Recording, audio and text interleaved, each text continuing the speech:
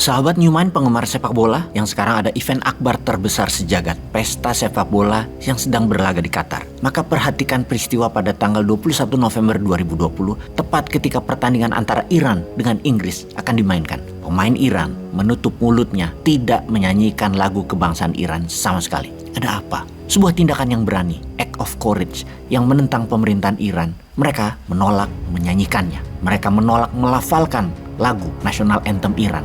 Dengan bergandengan tangan shoulder to shoulder bersebelas, mereka membisu. Mereka protes tanpa mengeluarkan suara di panggung olahraga terbesar di dunia. 4 hari kemudian, tanggal 25 November, Iran berhadapan dengan Wales. Namun kali ini mereka menyanyikan lagu kebangsaannya. Beberapa dengan mata tertutup. Ada yang hanya bergumam, dan supporter mereka di stadion banyak yang menitikkan air mata. Performa mereka menyanyikan lagu kebangsaan tersebut setengah hati. Dan apa yang terjadi sesungguhnya? Bagaimana dari langkah membisu di tanggal 21 November melawan Inggris, kemudian mereka mulai menyanyi di laga melawan Wales 4 hari kemudian.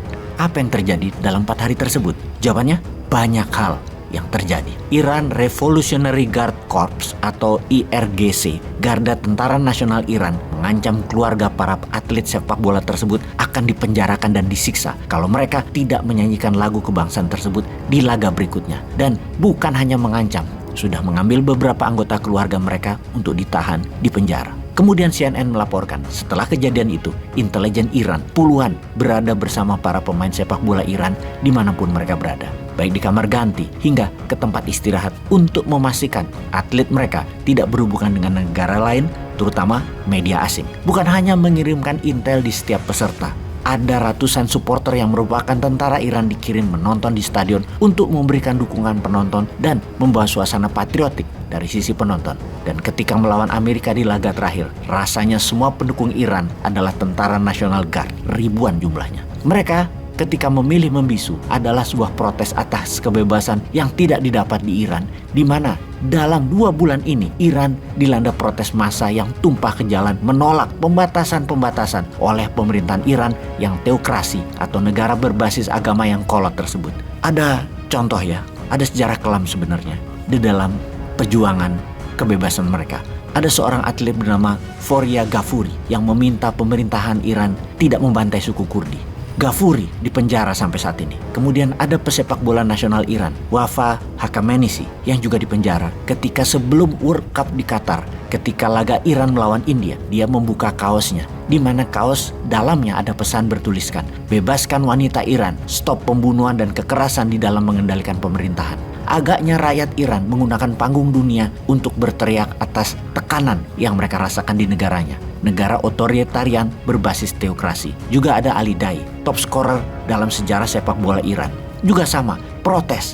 Dia tidak ikut FIFA World Cup karena mendukung para protester di tanah air Iran. Olahraga digunakan sebagai gerakan perubahan politik oleh rakyat Iran, karena insan olahraga di Iran adalah duta dunia. Namun Iran punya sejarah kelam atas tindakan mereka terhadap para pejuang kebebasan yang juga merupakan atlet olahraga negaranya, yaitu Iran. Pemerintah teokrasi Iran menghukumi pegulat Iran, Navid Askari, karena memprotes pemerintah. Juga kapten volleyball wanita Iran, Fauruzan Abidi, dihukum gantung dengan tuduhan mendukung partai oposisi anti pemerintah. Kemudian ada juga Masjid Razaki, pemain sepak bola nasional Iran yang menyebarkan koran oposisi, juga dihukum mati oleh pemerintah Iran. Kemudian ada Majid Jamali Fasi, seorang kickboxer profesional, dihukum gantung oleh rezim. Kita jelaskan bahwa di Iran, seluruh aspek kehidupan dikendalikan 100% oleh pemerintahan teokrasi, seperti gedung bioskop, film, cara berpakaian, menikah, pelajaran sekolah, membangun rumah, apapun itu harus sesuai dengan aturan baku ajaran teokrasi Iran.